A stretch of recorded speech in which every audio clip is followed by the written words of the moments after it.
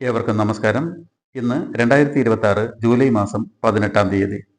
ഇന്നത്തെ സ്വർണ്ണവില നമുക്കൊന്ന് പരിശോധിക്കാം. ഇന്ന് ഗ്രാമിന് 70 രൂപയും പവന് 560 രൂപയുടെയും വർധനവാണ് രേഖപ്പെടുത്തിയിട്ടുള്ളത്. 1 ഗ്രാം 22 കാരറ്റ് സ്വർണത്തിന് 13,135 രൂപയും പവന് 1,05,080 രൂപയുമാണ് വില. 1 ഗ്രാം 24 കാരറ്റ് സ്വർണത്തിന് 14,329 രൂപയും പവന് 1,14,632 രൂപയുമാണ് വില. 1 ഗ്രാം 18 കാരറ്റ് സ്വർണത്തിന് 10,795 രൂപയും പവന് 86,360 രൂപയുമാണ് വില. സ്വർണം വാങ്ങുന്നതിന് മുമ്പായി സ്വർണത്തിന്റെ പരിശുദ്ധി കൂടി അറിഞ്ഞ് വാങ്ങുക. സ്വർണത്തിന്റെ പരിശുദ്ധി അളക്കുന്ന മാനദണ്ഡമാണ് കാരറ്റ് എന്ന് പറയുന്നത്. 24 കാരറ്റ് എന്നത് സ്വർണത്തിന്റെ ഏറ്റവും ഉയർന്ന അളവാണ്. 100% പരിശുദ്ധിയെ 24 ഭാഗങ്ങളായി മാറ്റിയിരിക്കുന്നു. 24 കാരറ്റ് സ്വർണം എന്നത് 99.9% പരിശുദ്ധമായ സ്വർണമാണ്. ഇതാണ് തനിത്തങ്കം എന്ന് അറിയപ്പെടുന്നത്. ഇതിൽ മറ്റ് ലോഹങ്ങളൊന്നും തന്നെ അടങ്ങിയിട്ടില്ല.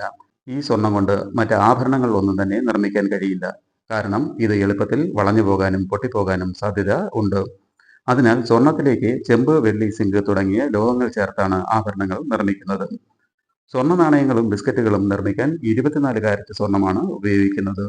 22 കാരറ്റ് സ്വർണം എന്നത് 91.6% സ്വർണമാണ്. ബാക്കി മറ്റ് ലോഹങ്ങൾ അടങ്ങിയിരിക്കുന്നു. ഇതിൽ 22 ഭാഗം സ്വർണവും 2 ഭാഗം മറ്റ് ലോഹങ്ങളുമാണ്.